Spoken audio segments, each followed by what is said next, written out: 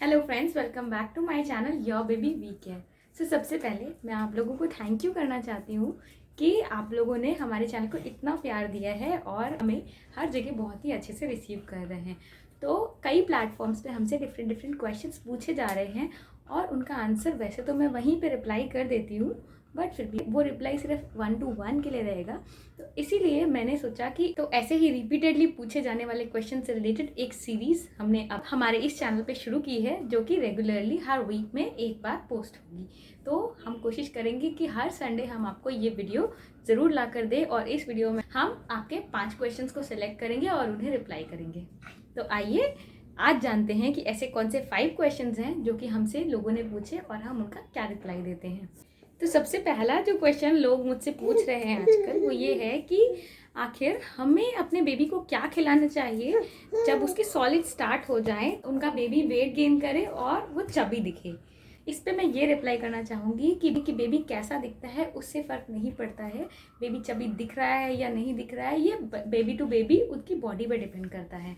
But कई बार ऐसा भी होता है कि आपका बेबी बहुत चबी दिख रहा है लेकिन उसकी बॉडी प्रॉपरली हेल्दी नहीं है। तो इसीलिए आप कभी भी इस चीज़ के लिए परेशान नहीं होना है कि आपका बेबी चबी दिख रहा है या नहीं, या किसी और का बेबी ज़्यादा चबी दिख रहा है। आपको हमेशा इस चीज़ पे ध्यान देना है कि अगर आपने सॉलिड स्टार्ट कर दिए हैं तो आप जो भी फीड कर रहे हैं वो हेल्दी होना चाहिए, न्यूट्रिशियस होना चाहिए।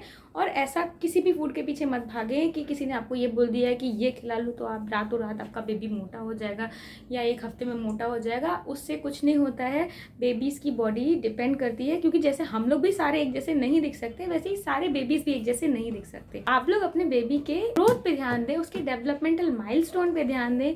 आप इस चीज़ को लेकर बिल्कुल मत परेशान हो कि आपका जो बेबी है उसका वेट ज़्यादा गेन नहीं हो रहा या वो ज़्यादा चबी नहीं दिख रहा और मेरे जो रिलेटिव्स हैं उनका बेबी ऐसा दिखता है, मेरा कम चबी दिख रहा है। ये चीज़ें बोलने की है। कई बार ऐसा होता है बेबी जो कि आपका कम चबी दिख रहा है लेकिन वो ज़्यादा हेल्दी होता है, और जो दूसरा बेबी है जो बहुत ज़्यादा चबी दिख रहा है उसको आयरन की कमी हो जाती है या उसको विटामिन की कमी हो जाती है। तो आपको अपने बेबी पे फोकस करना है कि बेबी के फूड में सारे न्यूट्रिशन के एलिमेंट्स बराबर मात्रा में हो जो उसे चाहिए, और सिर्फ आप उसे हेल्दी फूड ही दें। आप अपने बेबी के लिए कैसे फूड प्रिपेयर कर सकते हैं या किस तरीके से आपको, जब आप उसे सॉलिड स्टार्ट कर रहे हैं, आपको किन बातों का ध्यान रखना चाहिए, इससे रिलेटेड एक बहुत ही अच्छी सीरीज़ हमारे चैनल पे अवेलेबल है। आप उसे भी चेकआउट कर सकते हैं, वो भी आपके लिए बहुत ज़्यादा यूजफुल रहेगी। लोग अक्सर मुझसे ये पूछते हैं कि मैं अपने बेबी को क्या खिलाती हूँ, तो उसके लिए मैं एक डिटेल्ड वीडियो ज़रूर लेकर आऊँगी जिसमें मैं आपको बताऊँगी कि मेरा बेबी क्या क्या खाता है। आई विल ट्राई कि उसमें सब कुछ इंक्लूड करने की कोशिश करूँ, और ये भी ट्राई करूँगी कि आपको ये बताऊँ कि वो मैंने उसको खाना कैसे सिखाया है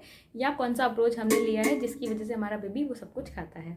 दूसरा बहुत ही कॉमन क्वेश्चन जो मुझसे लोग अक्सर पूछ रहे हैं, फिर किसी के बेबी का वेट 6 kgs है 6 मंथ की एज पे, या किसी का बेबी का वेट 4 kgs है, या किसी का 8 kgs है, और किसी का बेबी 1 साल का होने वाला है उसका अभी 6 kgs ही वेट है, और किसी का बेबी जो है 12 kg 13 kg वेट है उसका। तो आखिर हेल्दी वेट क्या रहता है बेबी का? तो हेल्दी वेट के लिए आपको 2 बेसिक रूल याद रखने हैं। वो ये है कि जब आपका बेबी जो भी उसका बर्थ वेट है, यानी कि जब बेबी बॉर्न हुआ था तो उसका जो भी वेट रहा है, जब वो 6 मंथ की एज पे पहुंचता है तो उसे अप्रॉक्सीमेटली डबल हो जाना चाहिए, और उसके बाद अगर वो 1 ईयर की एज पे पहुंचता है तो उसको अपने बर्थ वेट का ट्रिपल हो जाना चाहिए, और अगर नहीं तो कम से कम 9 kg के आसपास ज़रूर वेट हो। तो ये बात मैंने अपने डॉक्टर से पूछी थी जब मैं भी बहुत कंसर्न थी कि कहीं मेरे बेबी का वेट कम तो नहीं है, क्योंकि अक्सर लोग इस बात पे डिस्कस करते थे। तो मैंने अपने डॉक्टर से कंसल्ट किया तो उन्होंने मुझे बताया कि जनरली हम लोग चाहते हैं कि बेबी का वेट 1 ईयर में अपने बर्थ वेट का ट्रिपल हो जाए, और नहीं तो फिर एटलीस्ट 9 kg तो हो ही। ये एक आइडल वेट रहता है बेबी का। तो आपको किसी और के बेबी का वेट देख के या किसी और की बातें सुन के ये बिल्कुल भी नहीं सोचना है कि आपके बेबी का वेट कम है या कोई प्रॉब्लम है।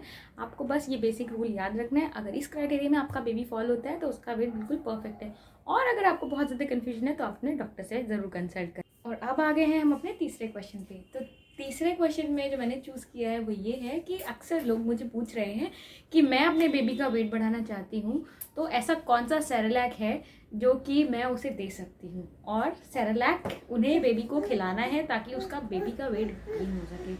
तो एक्चुअली पहली बात तो सेरेलैक में ऐसी कोई भी वैरायटी नहीं आती है जो कि स्पेसिफिकली वेट गेन के लिए हो। दूसरी बात कि सेरेलैक खिलाने से अच्छा है कि आप अपने बेबी को खुद से होममेड फूड बना के दें, और सेरेलैक को आपको सिर्फ इमरजेंसी सिचुएशंस के लिए रखना चाहिए, जैसे कि मान लीजिए आप कहीं ट्रैवल कर रहे हैं या शुरुआत में आपको जब बेबी का खाना नहीं बनाना आता है उस टाइम पे आप सेरेलैक यूज़ कर सकते हैं, या टाइम बिल्कुल भी नहीं है तो उस टाइम पे आपको सेरेलैक का यूज़ करना चाहिए। अदरवाइज़ आपको डेडिकेटेडली अपने बेबी के लिए खाना बनाना चाहिए। उससे एक तो आपके बेबी की और आपकी बॉन्डिंग होगी, दूसरी चीज़ उसको बेस्ट फॉर्म ऑफ न्यूट्रिशन मिलेगा। अगर आप बेबी का पेट सेरेलैक या फिर इसी तरीके के अवेलेबल किसी और बेबी फूड से भर देते हैं तो उससे कुछ नहीं होगा। बेबी जो है नॉर्मली पेट तो उसका भर जाएगा, बट वो जो न्यूट्रिशन है वो प्रॉपर उसको नहीं मिलेगा। तो इस पे डिटेल्ड मैंने एक वीडियो बना रखा है, तो उस वीडियो को आप ज़रूर चेकआउट करें। उसमें आपको पूरी क्लैरिटी मिलेगी कि सेरेलैक आपको क्यों खिलाना चाहिए और क्यों नहीं खिलाना चाहिए, कौन सी ऐसी कंडीशंस है जब आपको सेरेलैक देना चाहिए और कौन सी ऐसी कंडीशंस है जब आपको उसको अवॉइड करना चाहिए। तो पूरी डिटेल आप सेरेलैक और उससे ही रिलेटेड बाकी जो बेबी फूड आते हैं उस पे आप आराम से चेक कर सकते हैं। वीडियो मेरे चैनल पे अवेलेबल है और आप उसे ज़रूर चेकआउट करें, वो आपको काफ़ी क्लैरिटी ला के देगा। कई प्रेग्नेंट वुमेन को ये कंसर्न रहता है कि कहीं डॉक्टर उनको ट्रैप तो नहीं कर रहे हैं कि सी सेक्शन डिलीवरी उनकी कराई जाए, क्योंकि आजकल ये चीज़ बहुत ही ज़्यादा कॉमन है और काफ़ी सारे लोग ये बोलते हैं कि डॉक्टर्स जो है वो अपने फ़ायदे के लिए सी सेक्शन कराते हैं। तो इस बात से रिलेटेड भी कई क्वेश्चंस मेरे पास आए हैं, तो मैं इस पर सिंपल यही बात बोलना चाहती हूँ कि अच्छाई और बुराई तो हर जगह प्रेजेंट है। कई डॉक्टर्स अच्छे भी हैं और कई डॉक्टर्स बुरे भी हैं, जैसे कि जो आपको फोर्स करेंगे। लेकिन कुछ ऐसी पर्टिकुलर कंडीशंस हैं जो कि आपकी बॉडी में अगर है या आपके बेबी के साथ प्रेजेंट है तो आपको सी सेक्शन अवॉइड आप नहीं कर सकते हैं और आपको नॉर्मल डिलीवरी का वेट नहीं करना है। तो वो सारी डिटेल्स अगर आप जानना चाहते हैं तो उस पर मैंने एक पूरा डिटेल्ड वीडियो बनाया हुआ है। कई बार ऐसा होता है कि हमारी बॉडी जो है वो प्रिपेयर्ड ही नहीं है नॉर्मल डिलीवरी के लिए, या कई बार ऐसा होता है कि आपकी बॉडी में कुछ अंडरलाइंग कंडीशंस हैं, जैसे कि मैंने अपने वीडियो में प्रॉपर्ली डिस्कस किया है, या फिर आपका बेबी रेडी नहीं है जो कि नॉर्मल डिलीवरी हो सके, या बेबी का हेड नीचे नहीं है, बेबी ब्रीच पोजीशन में है, या फिर बेबी ने मेकोनियम पास कर दिया है हो, या बेबी बहुत ज़्यादा स्ट्रेस में है। तो इन सारी कंडीशंस में आपको नॉर्मल डिलीवरी का वेट नहीं करना चाहिए और डॉक्टर्स आपको सजेस्ट करते हैं कि आप तुरंत सी सेक्शन डिलीवरी करा लें।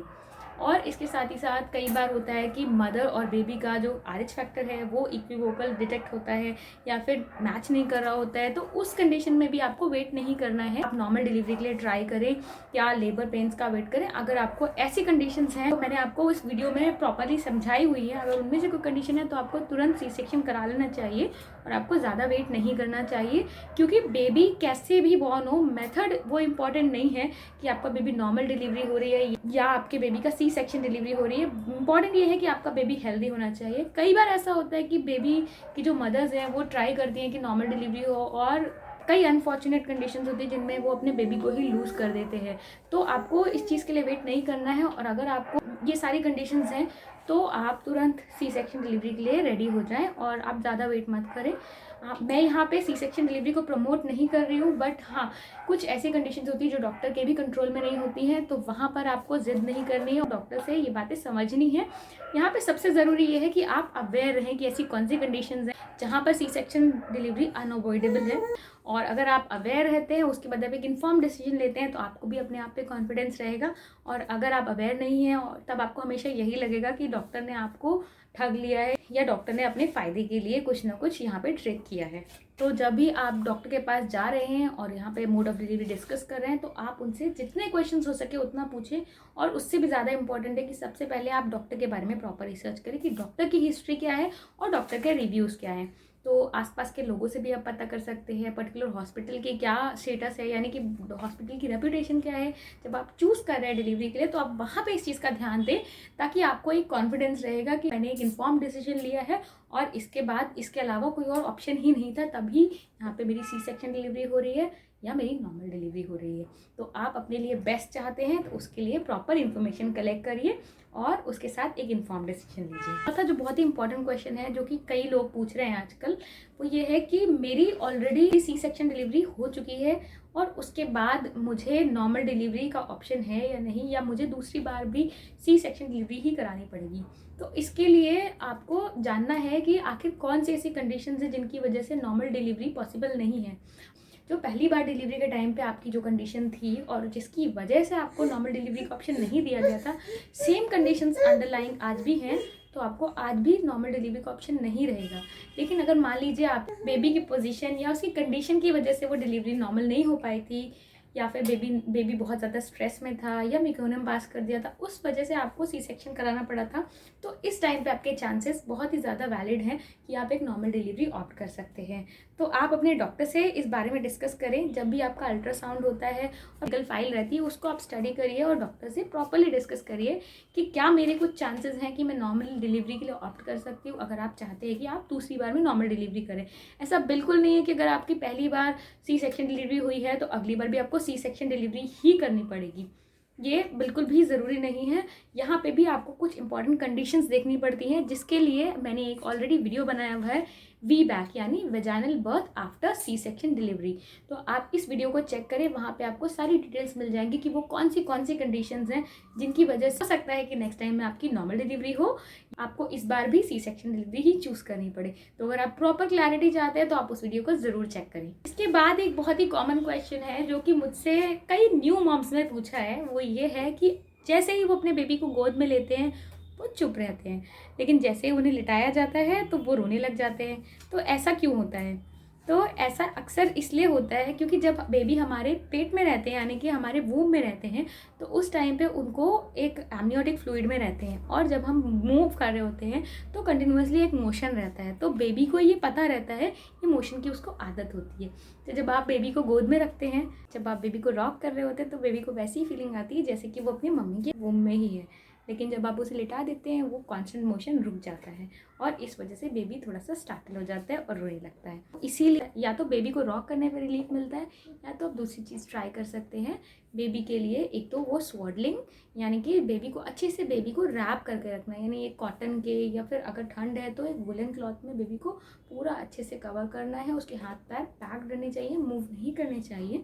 और ये आप 1 to 2 मंथ आप ट्राई करिए, इससे बेबी को काफ़ी ज़्यादा आराम मिलता है, वो इजीली एडजस्ट हो जाता है। एंड देन सेकंड इज़ कि आप एक रॉकर ट्राई कर सकते हैं। तो बेबीज़ के लिए बहुत अच्छे बेबी रॉकर्स आते हैं, जिसमें आप बेबी को रख देते हैं और वो एक कॉन्स्टेंट मोशन बेबी को देते रहते हैं और आप तब तक अपने बाकी काम कर सकते हैं। तो आप वो भी ट्राई कर सकते हैं, लिंक मैं आपको डिस्क्रिप्शन में दे दूँगी, आप उसे भी ज़रूर चेकआउट कर सकते हैं। अगर आप इंटरेस्टेड हैं तो आप उसे परचेज भी कर सकते हैं। तो आई होप मेरे ये 5 क्वेश्चन आपको पसंद आए होंगे और इनसे रिलेटेड आंसर्स भी आपको पसंद आए होंगे, और आप मेरे चैनल पे अवेलेबल बाकी वीडियोस को भी ज़रूर चेकआउट करें। अगर किसी और टॉपिक पे आपको कन्फ्यूजन है और आप ये चाहते हैं कि मैं उस पर एक डिटेल्ड वीडियो बनाऊं, तो आप मुझे कमेंट्स में या फिर हमारे सोशल मीडिया हैंडल्स पे भी पोस्ट कर सकते हैं, और मैं ज़रूर जल्दी से जल्दी कोशिश करूँगी कि मैं वो वीडियो आपके लिए तुरंत ला सकूँ। तो थैंक यू हमारे इस वीडियो में एंड तक बने रहने के लिए, और आप अपने क्वेश्चंस पोस्ट करना बिल्कुल ना भूलें, और साथ ही साथ आप हमें बाकी प्लेटफॉर्म्स पे भी ज़रूर फॉलो करें। आप हमारे चैनल को सब्सक्राइब करना भी बिल्कुल ना भूलें, और वीडियो पसंद आया है तो उसे लाइक करें और बाकी लोगों के भी साथ शेयर करें, ताकि ये कॉमन क्वेश्चंस उन तक भी पहुंचे और उनके आंसर्स भी। Thank you so much and take very good care of yourself. Bye.